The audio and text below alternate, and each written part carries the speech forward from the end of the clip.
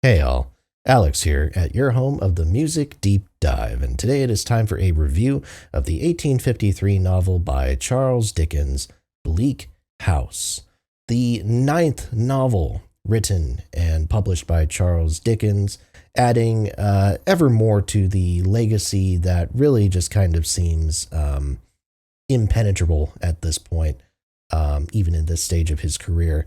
And Bleak House is a really strange novel to talk about in the sense that this has never been the most commercially successful Dickens novel, but it is one that has received a really strong amount of praise from certain sects. For one thing, the novel played a pretty major role in swinging public opinion towards this, pushing for this idea of legal reform. If you're not familiar with the plot, the novel essentially satirizes this long, very drawn out legal case in the Court of Chancery. And the idea is that this was actually based off of certain cases that had taken place in England at the time. And this sentiment that the public had towards these, court cases getting very drawn out, prone to these like countersuits and other things that just prolonged the period and did nothing good for the people who were actually participating and potentially benefiting from that lawsuit, led to a series of reforms. In the 1870s, you have the Judicature Acts of the early to mid 1870s that essentially tried to streamline and remove inefficiencies from these courts. So in that sense, there's a very solid social good that came from Bleak House's publication. Now, the other side of it as well is Bleak House is a novel that quite a few people have heralded as Dickens' best. People ranging from luminaries such as Stephen King to even quite a few people on your average Goodreads website, which is interesting, have said that this is among his best, if not his absolute best.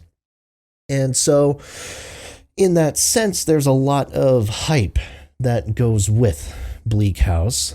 But I was also controlled with that hype when trying to read it because Charlotte Bronte's Villette was another novel that kind of had the same hype going around with it, and I didn't necessarily appreciate it on that level.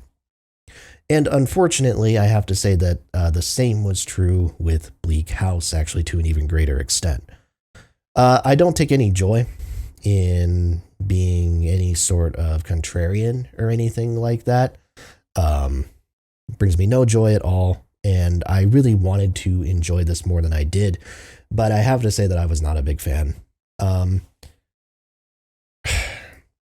The thing that I appreciate about Bleak House more than anything else is its ambition. In some ways, I think this is the most ambitious project that Dickens has undertaken, just from a story structure standpoint, from a literary standpoint.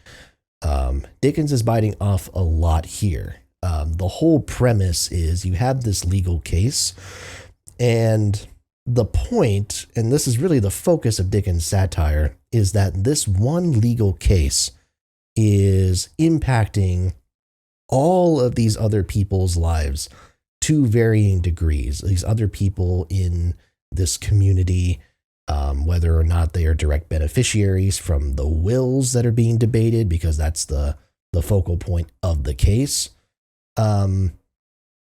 There's still a lot of people who are touched by it, and there's a lot of wheeling and dealing that goes along. There's a whole detective subplot near the end, featuring the first major detective character in English literature, which is interesting. There's a lot here. And the result is a book that is extremely dense.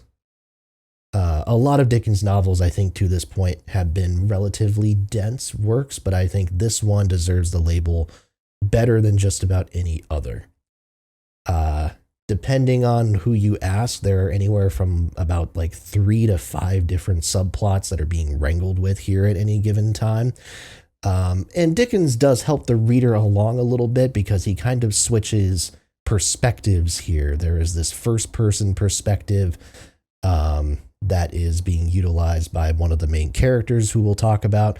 And then there's also a bunch of scenes that are narrated by this omniscient individual, this omniscient, nameless person that are narrated in third person.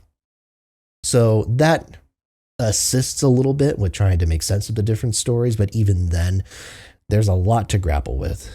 And if you're not prepared for that from pretty early on, you are going to be in for a ride trying to keep up with all the different plot points that Dickens is introducing and all the different threads that he's trying to weave in. So I say this is a dense work. I think because of that, and again, I understand it's part of the point, it feels bloated. And one critique that I have seen people have of Dickens novels, and I have had some of his novels, is that they really feel like serial works. They really feel like they read like works that were published on a gradual level, kind of for extended periods of time. I think Martin Chuzzlewit was a novel that I felt like had this evident issue. Dombey and Son, I think, to an extent. But for the most part, apart from his debut novel, The Pickwick Papers, which is episodic by design, I think, it usually doesn't take away from the overall structure too much. It just means there might be points where it either gets a bit bumpy pacing wise, or it gets a little bit more drawn out than I feel like it needs to be. But boy, Bleak House feels interminably long. I feel like that's the best way I can describe it. And it really, you can almost feel the breaks in perspective, like the monthly breaks in the serial, because they are the points where the perspective changes from first person to third person, or etc. At least that seems like an intuition. I haven't actually checked to see when the chapter breaks, when the section breaks are, but it's what it feels like. And I think the reason that other Dickens novels don't suffer as much from this also is because even the longest Dickens novels, like David Copperfield is a longer novel than Bleak House is, they can rely on this central protagonist, a real quality central protagonist that the story can kind of anchor around. And even when the story will deviate from a short period of time, or even for a more extended period of time, you always know it's going to come back to the central protagonist, and everything feels like it's rooted again. It's grounded. You feel like there's a person who you can empathize with and connect with. The main character in Bleak House is this character, Esther Summerson. And I don't think it's an exaggeration for me to say that Esther Summerson is the weakest Dickens protagonist yet, and I don't think it's particularly close.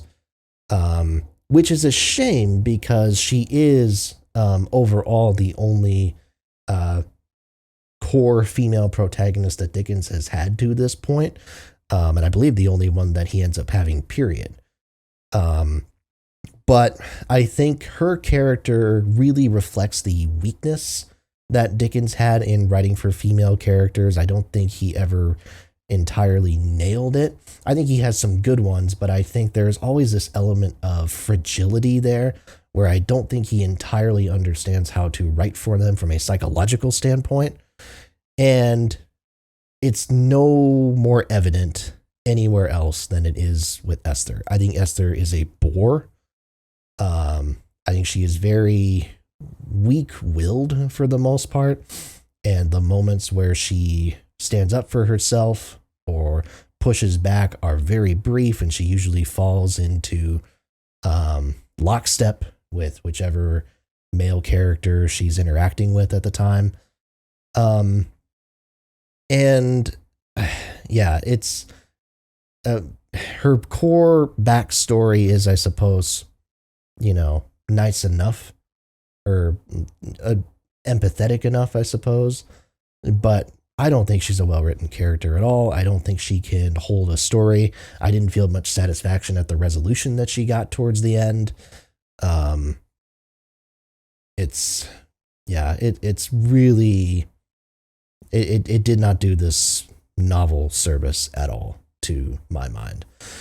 And I don't think the supporting cast here um, for my money, was especially strong either.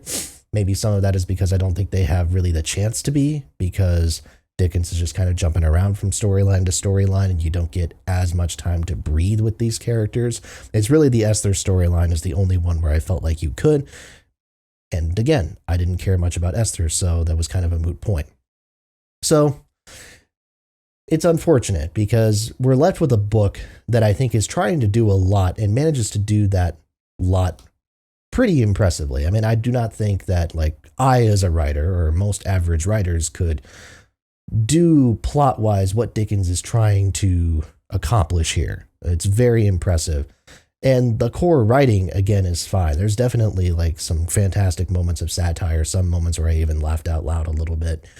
There's a floor with Dickens' writing that I think is obvious, and which means that I don't think any book that he writes, any novel that he writes, can ever be anything less than decent to pretty good. But I cannot lie and say that I am really above that for Bleak House. And maybe that means that I'm not a true literary critic, which is fine because I have never advertised myself as being as such. I'm reading these for my own personal edification, and I'm talking about my thoughts on them after the fact. So I understand why these so-called true fans of literature really enjoy Bleak House and really appreciate it. I see the good in it, but to me, this was probably my least favorite Dickens novel, apart from Barnaby Rudge and maybe the Pickwick Papers at this point.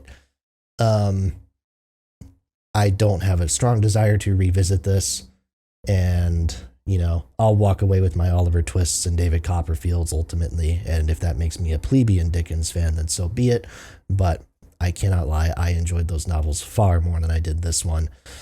But if you guys want to let me know what it is that I'm missing, because I'm sure I'm missing a lot, please do. And maybe someday I will revisit this and I will be blown away. But just first time around, it was not happening for me. But that's how it goes sometimes. With that, I want to thank you all so much for watching. Please make sure to like, comment, and subscribe. As always, more reviews are to come. Hit that bell for notifications and tell a friend as well. Thanks so much for watching, and I will see you next time right here at your home of the Music Deep Dive.